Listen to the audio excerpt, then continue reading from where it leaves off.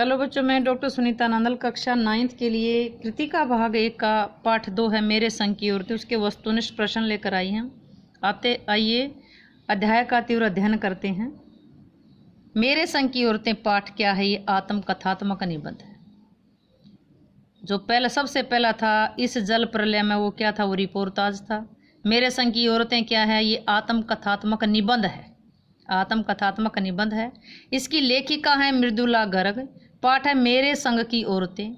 मृदुला गर्ग का जन्म कब हुआ? 1938 में हुआ। कब हुआ? 1938 में। किसका? मृदुला गर्ग का। पाठ कौन सा है?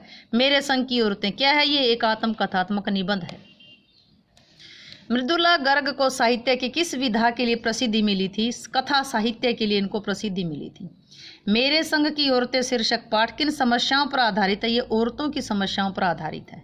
लेखिका की नानी कैसी थी? पर्दानशी, यानी पर्दे में रहती थी। लेखिका की नानी मुंह जोर क्यों हो उठी थी? अपनी 15 वर्षीय बेटी की शादी की चिंता में।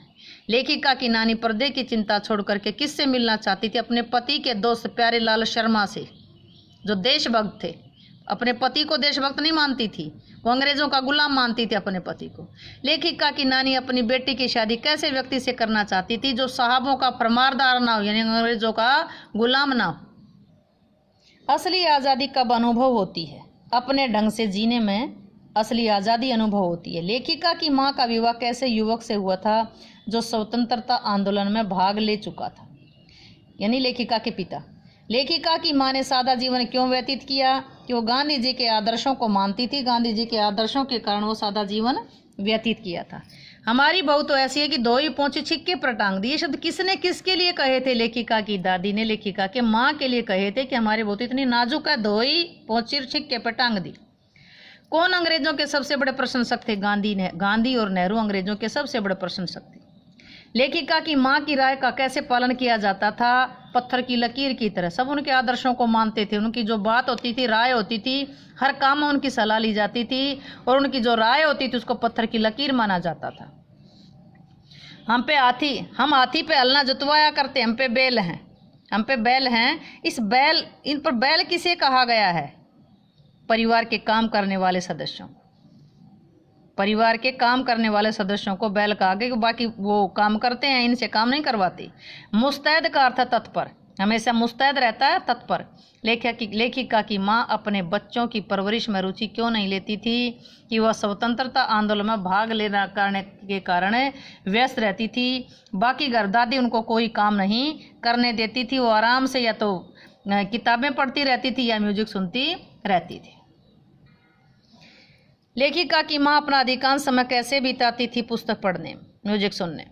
आपकी दृष्टि में लेखिका की माँ का सबसे अच्छा गुण कौन सा था? वह कभी भी झूठ नहीं बोलती थी। कभी भी झूठ नहीं बोलती थी। एक की बात दूसरे को नहीं बताती थी। लेखिका की माँ की भूमिका बखूबी किसने निभाई थी? लेखिका के पिता ने निभाई थी। बच्चों का पालन पोषण करना, सारा सब कुछ। लेखिका की परदादी की किस मन्नत के लिए लोग हैरान थे? कि परिवार में लड़की के जन्म की मन्नत मांगनी। लोग लड़का होने की मन्नत मांगते हैं, लेकिन यहाँ लोग हैरान थे कि उन्होंने लड़की होने की मन्नत मांगी थी। लेखिका की परदादी के किस व्यवहार से चोर प्रभावित हुआ था? उदारता के कारण। लेखिका की दादी उदार थी।